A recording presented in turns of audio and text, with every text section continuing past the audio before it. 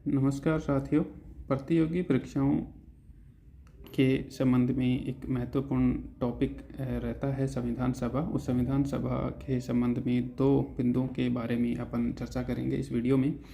पहला है कि संविधान सभा के जो 389 सदस्य थे उनका चयन किस प्रकार हुआ था, और दूसरा है संविधान सभा की भूमिका। तो सदस्यों के चयन के संबंध में जो प्रथम बिंदु है उस संबंध में मैं बताना चाहूँगा कि इसके जो 296 सदस्य थे जो कि ब्रिटिश भारत से संबंधित थे, 292 सदस्य प्रांतों से और 4 सदस्य थे वो मुख्य आयुक्त के जो 4 एरिया थे, दिल्ली, कुर्ग, बलूचिस्तान और अजमेर मेरवाड़ा, वहाँ से। तो उनका जो चयन हुआ था वो अप्रत्यक्ष निर्वाचन पद्धति से हुआ था, जबकि 93 सदस्य रियासतों से थे और उनका जो चयन हुआ था वो वहाँ के राजाओं द्वारा मनोनयन के आधार पर उनका चयन हुआ था। इस प्रकार हम कह सकते हैं कि जो संविधान सभा थी वो आंशिक रूप से अप्रत्यक्ष निर्वाचित थी और आंशिक रूप से मनोनीत थी।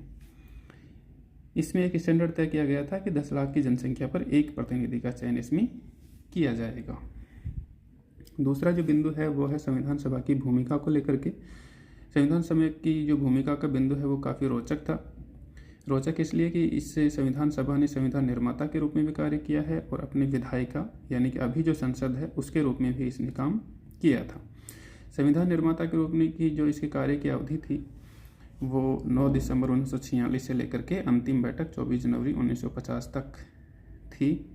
और जब जब ये संविधान सभा संविधान निर्माता के रूप में कार्य करती थी तो वो इसकी अध्यक्षता डॉक्टर राजेंद्र प्रसाद, जो कि भारत के पहले राष्ट्रपति थे, उनके द्वारा इसकी अध्यक्षता की जाती थी।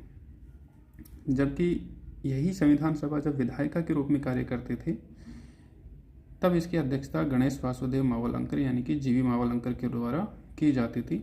और यह कार्य इसने 17 नवंबर 1947 को इसकी प्रथम बैठक से और 1952 तक, जब तक प्रथम आम चुनावों का आयोजन करवा करके और सरकार का गठन नहीं कर लिया गया था, तब तक इसी संविधान सभा ने देश की विधायिका के रूप में भी कार्य किया था। धन्यवाद दोस्तों।